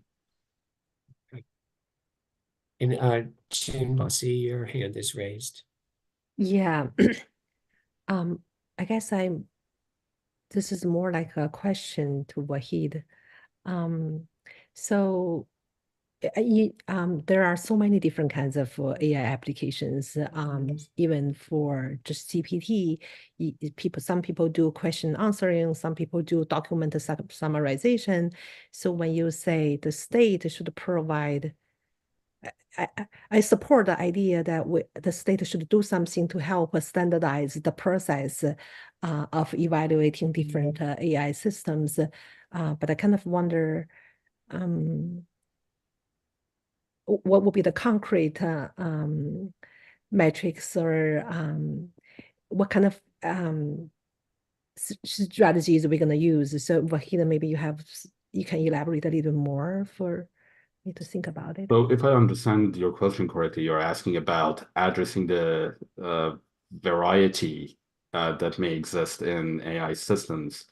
How can the state develop a framework, a single framework, or a single benchmark, or a set of benchmarks that apply to everything? And my answer is it can't, and that's not what I'm proposing. What I'm proposing is a somewhat just in time in the beginning development of tools, frameworks, evaluation metrics, and benchmark data sets.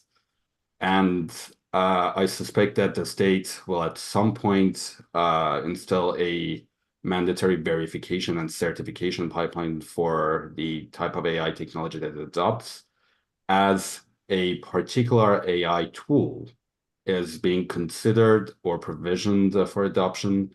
The benchmarks, the evaluation metrics, and the evaluation criteria should first be provisioned by the government before the solicitation for that tool goes out. And the tools, benchmarks, and evaluation criteria should be published alongside with the solicitation, so that those who are competing for government-sponsored or government-requisitioned AI tools are aware of what is required and are capable of evaluating their own models before they submit their solution or their bid to the government.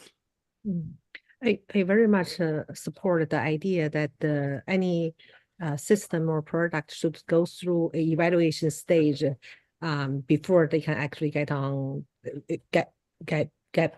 deployed. And that's very much aligned with my clinical trial idea. And it's just when you say I guess I can't really make up the concrete sense of the metrics and the data set, the benchmark data sets. So is it like a entity that wants to propose a system, and the government need to go evaluate that system and see based on what you want to do, I'm going to provide you certain benchmark data sets and certain metrics, some regulations, so you should follow this. That's what you're talking about? Yes, except the starting point is typically not from the proposer, it's from the government. The government typically at the federal level, as far as I know, requires competing bids for certain contracts. And those bids come in the form of solicitations. And in those solicitations, not only a description of what is required should be provided.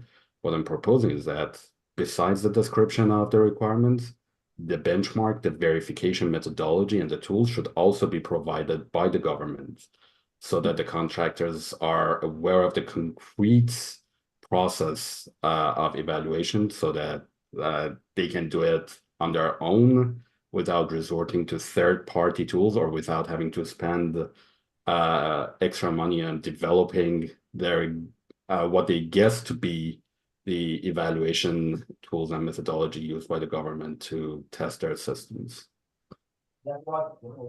Yeah. I guess I'm sorry. I guess the question comes up in my mind is, how much do you really want the government to do, and how much should evolve in just the market space? So, the government may come and say, here's some of the regulatory requirements. So, for example, we talked about transparency, and for systems that do this, they should provide this, level of transparency and meet these requirements, etc. And then you let like the market produce companies that test whether or not your AI systems really do that. So we have to do pen testing on a regular basis, for example, right? As you may well be aware. And there's a whole market around that rather than saddling the government with creating those tools and so forth and so on. So really let the government decide what requirements do you have, but let the market produce the tools and methods for doing that. Dave, maybe I should be a little more specific. This is only for my proposal is only limited to the extent of the AI projects that the government is soliciting, not necessarily the general market, the general AI or open market, but only the tools that the government is looking to purchase. But on that note, Dave, I still believe that if pen testing could be automated, which of course I still believe that it can, and my team is actively working on it, and if the government could provide the automated tools for pen testing, even though a market sector would disappear, it would be a brokerage gap that was not necessarily even from the beginning. And the resources can be allocated to other entities, other technical entities that are responding to more significant real needs. That's my thought process behind it. And again, Dave, this is more of an enabling thought rather than disabling. I'm not advocating for disabling the emergence of a new market. This would be an enabling technology, enabling tool set for AI houses, particularly smaller AI houses, to develop their tools and verify it seamlessly without having to spend quite a bit of money on third-party verification tools and third-party verification contracts. And thank you to Chimbo for the line of question, because I actually was not clear before. So basically what you're saying is that within the RFP process, if the government is going to procure AI systems, we should provide the tools, benchmarks, and evaluation criteria for those within the RFP process. Is that That's accurate. To me, okay? to help meet whatever regulatory requirements the government has created. So not just create the regulatory requirements, but create the tools that allow the government to evaluate. Yeah, if you put it in that context around RFP, you know, that becomes, I'm trying to think, I guess that becomes it becomes an enabler, and it becomes an incentive. We're not incentive so much, but it reduces the barrier for entry for the market. Of course, at the same time, the same tools, techniques, benchmarks, and evaluation criteria can become templates or models for other entities, like other businesses, to reuse. Yeah. Well, this helps me understand your proposer, Vahid. So in that context, especially for those RFAs, I guess the federal agencies more or less know what they want, so they probably can set up some criterion standard for those. But for the market in general, because there are a lot of emerging emerging products, so it can be quite difficult to preset, a set of rules for. Hey, James, this is just a point of order, James. We're starting to lose people, and Okay. we're going to lose too many people, and we won't be able to do what we need to do. We won't have the vote. One point to Vahid's overall, I really appreciate what Vahid brought to the table with that. Whatever that we would develop from that would add AI language into the RFP process, that would be contingent upon the transparency process being established first, because I feel like that's really important. If we're talking about private entities contracting with the government, they're going to use trade secrets every time to avoid, meeting those transparency requirements. So I feel like that should come first. Right, and we did have in the policies and procedures, right, that were put out to govern. So I think that perhaps to combine those, which we talked about government use, but not the procurement process, although they did have to develop the policies and procedures around the procurement process. So I'm not sure, Mark, are you still on?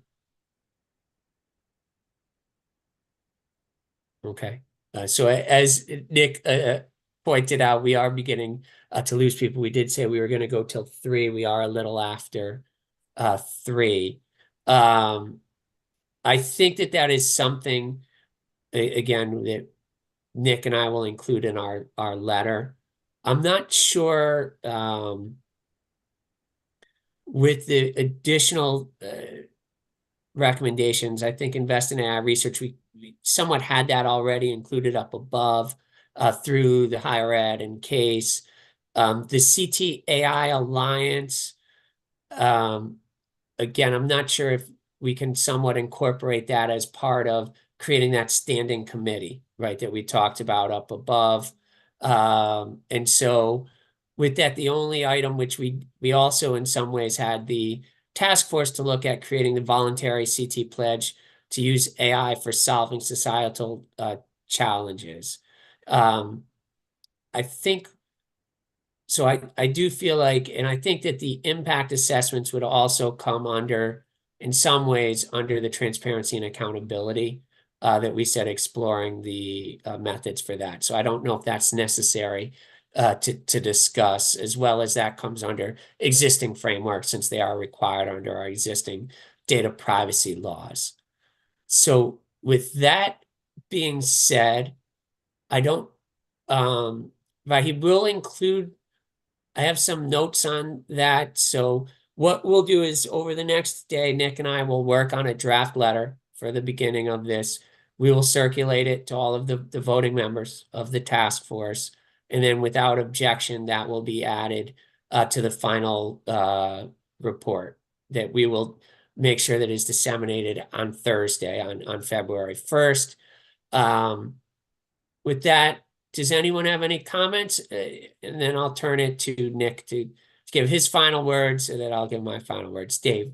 Just real quickly, I appreciate all the work we've done. I know we're going over time. So just to say, yes, that Connecticut should work for the development of AI that benefits all society. But in addition to that, we should limit the development of AI that does harm. So, thinking of Newton's third law, yes, let's do these great things, but if to the extent that we can prevent creating more additional problems with AI, maybe that, it's important to have that language as well. So those two values coexist. Couldn't agree more. Could not agree more, Dave. So look, all we want to do here is to put this together correct by construction. Dave Ferrucci has heard me use those words before. There's always two ways to do everything. The way you want to do it, and then the correct by construction way. And that correct by construction way is what we're all striving to do. So don't anyone be confused. We're all on the same page. We're all kind of trying to do exactly the same thing. And I can't thank you all enough. We are blessed that you're here in Connecticut.